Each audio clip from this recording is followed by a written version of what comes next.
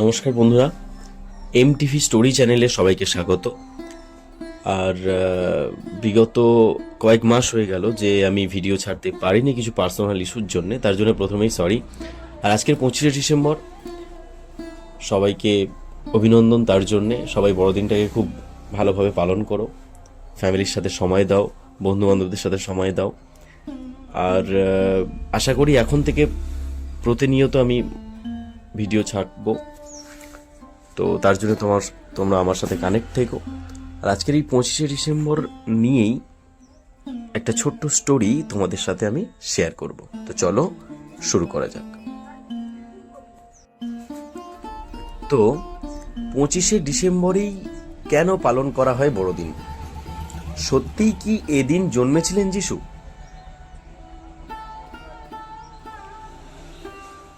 চব্বিশে ডিসেম্বর রাত 12টা থেকেই গোটা বিশ্বে ক্রিসমাস পালন করা হয়। এই দিনটিকে যীশু খ্রিস্টের জন্মদিন হিসাবে আমরা মেনে চলি বা মেনে চলা হয়, এবং পুরো পৃথিবীর মানুষও এই দিনটিকেই বড়দিন হিসাবে পালন করে।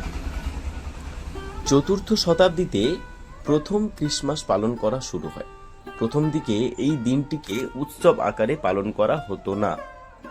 যিশুর জন্ম এবং মৃত্যুর কয়েকশো বছর কেটে যাওয়ার পর 25শে ডিসেম্বর তার জন্মদিন হিসাবে পালন করা শুরু হলো। কিন্তু যীশু খ্রিস্ট যে ডিসেম্বরে নয়, অক্টোবরে জন্মেছিলেন তার অনেক তথ্য প্রমাণ পাওয়া গিয়েছে। অনেকে মনে করেন যে রোমের অখ্রিস্টানরা এই দিনটিকে সূর্যের জন্মদিন হিসাবে উপাসনা করতেন। পরে খ্রিস্টানরা 25শে ডিসেম্বরেই যীশু খ্রিস্টের জন্মদিন হিসাবে পালন করা শুরু করেন। ঠান্ডায় জমে যাওয়া ডিসেম্বরে সূর্যের কিরণ চেয়ে উপাসনা করা হতো। অখ্রিস্টানদের খ্রিস্ট ধর্মের প্রতি আকৃষ্ট করতেই 25শে ডিসেম্বরেই যীশু খ্রিস্টের জন্মদিন পালন শুরু হয় বলে অনেকে মনে করেন। তো বড়দিন এ ক্রিসমাস ট্রি সম্পর্কে কিছু তথ্য আছে, সেটাও তোমাদের সাথে কিছুটা শেয়ার করছি। মনে করা হয় হাজার হাজার বছর আগে উত্তর ইউরোপে প্রথম ক্রিসমাস ট্রির প্রথা শুরু হয়। সুখ ও সমৃদ্ধির প্রতীক মনে করা হয় এই গাছকে। উত্তর ইউরোপের মানুষ বিশ্বাস করতেন যে বাড়িতে চিরসবুজ এই ফার গাছ লাগালে অশুভ শক্তি দূরে সরে যায়। সেখান থেকেই বড়দিনে ক্রিসমাস ট্রি সাজানোর প্রথা শুরু হয়।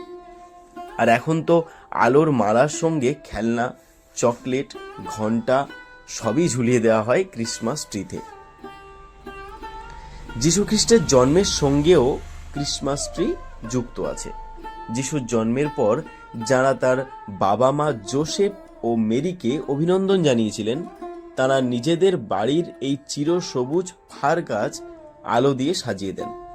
সেই থেকে যিশুর জন্মদিনে এই গাছ আলোর মালায় সাজানোর প্রথা প্রচলিত। আরও বিশ্বাস রয়েছে যে এই গাছ আদম ও ইভের খেলার জন্য প্রথম পোঁতা হয়েছিল। 1600 শতকে আধুনিক ক্রিসমাস ট্রি প্রথম জার্মানিতে দেখা যায়। 1800 শতকে প্রায় গোটা বিশ্বেই ক্রিসমাস ট্রি জনপ্রিয় হয়ে ওঠে। তো 25শে ডিসেম্বর নিয়ে এই ছোট্ট স্টোরিটা আমি শেয়ার করলাম। তো সবাই বড়দিনে আনন্দ করো। আর আসছি পরবর্তী একটি সুন্দর ভূতের গল্পের সাথে। তো সবাই অপেক্ষায় থাকো। বাই।